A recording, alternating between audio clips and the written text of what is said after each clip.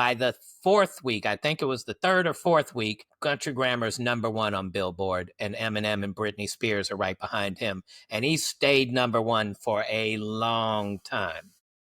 That's Because, insane. like we said, EI came out, and then Ride Ride With with Me me. came out Yeah. after that. And so he calls me up. He's gone platinum by 3 weeks, and he calls me up and he goes, JD, I got my first And by the way, going platinum, for those that don't know, I believe that's selling 1 million million. records, Right. right? Okay. So first 3 weeks, he was roughly around 300,000 plus sold. So by the third week, he goes platinum. And at the platinum mark, Universal cuts him a check for $1 million. And he calls me up and he goes, I'm the first to make the million for the hood. And I go, and my dumbass was like, I knew you were going to be the first. And he was like, don't do that. And I was like, you're right. Congratulations. Sorry. Ah, You know what I mean? Like, yeah. and so he called me up. He goes, got my check. Do you mean he didn't want you kissing his ass, or what do you mean by No, that? just like, don't jump into, I knew this. I told you so. Okay, Like, dude, got it. Okay. we did it though. Like, honor the fact, like, appreciate that we did it.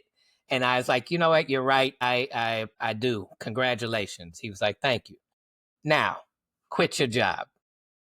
And I was like, He said that. yeah, He said, quit your job. yeah, quit your job. I'm going to match your current salary. We're going to build this thing. Let's go.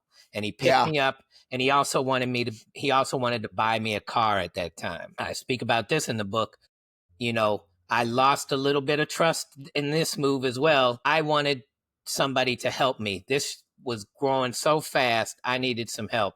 And I don't know if you remember D Denham, but D Denham went to our rival high school, but he was at St. Louis U with me. And I called up D. We were both in finance. And I said, D, I can't pay you squat, but I can finance this car and use some of the money that Nelly was going to pay for the car, and I can pay your salary to come help me.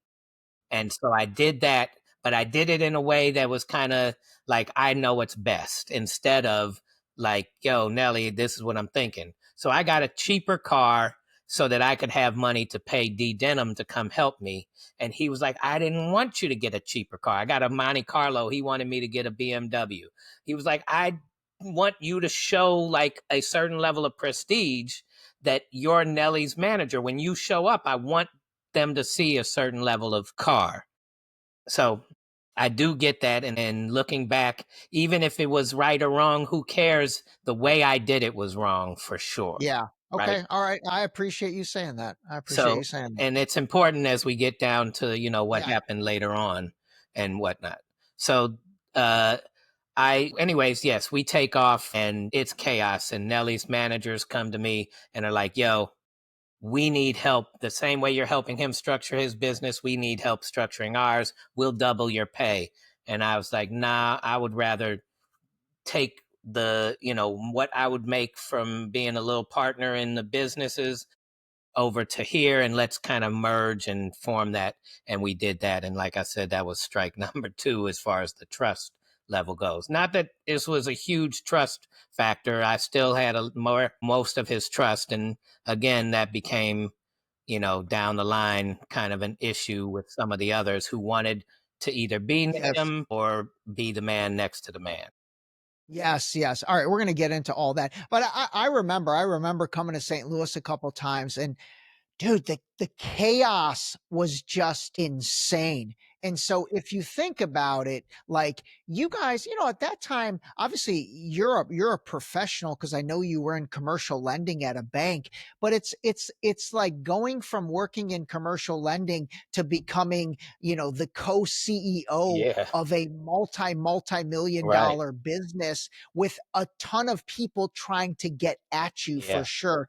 I mean, that's a lot. That's a lot. It's a That's a lot. lot. That's a lot to handle for anybody, let alone, you're also talking about a group of let's say the talent, Nelly and the St. Lunatics, who didn't come from the educational background maybe that you had and that maybe that D Denham had. So, man, it is a quintessential story of kind of overnight fame, a little bit of rags to riches, and that's a lot to manage. That's a lot to manage. Right. What helped me out I went to Ohio State for what I call my first freshman year of college, and I lived in the athletic dorm. And I made friends with Corey Stringer, who's since deceased, and Yeah. Lorenzo Styles, who became a player for the Rams. Saw him while I was at college one night, and he had just become part of the Rams after playing a couple years with Atlanta Falcons. And he ended up living in my mother's basement. Nelly also lived in my mother's basement for some time. So my mother's basement was known for making millionaires. My dumb ass should have moved downstairs to the basement. But want the full truth? Watch the full Deep Shallow Dive interview next. And hit subscribe if you're done with narratives and ready to call a spade a spade.